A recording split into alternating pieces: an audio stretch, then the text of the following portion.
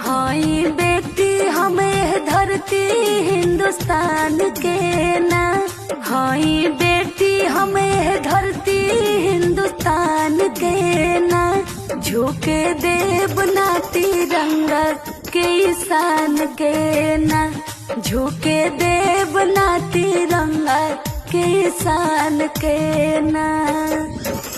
जे भी आँख देखाई ओकर आँख काढ़ ले हब, करी बोल जोरी जदी छाती फाड़ दे हब, बन जाइब झांसी रानी तेगा उठाई, दुश्मन के देव हम धूल चटाई,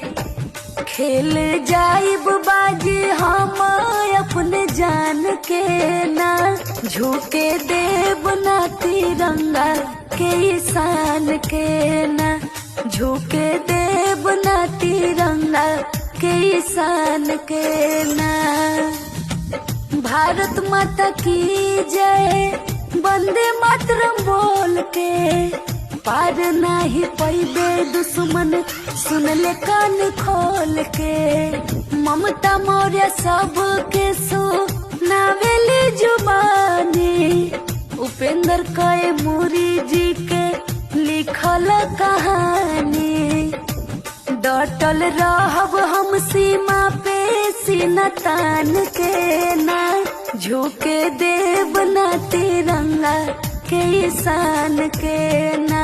झुके देव ना तिरंगा के शान के ना,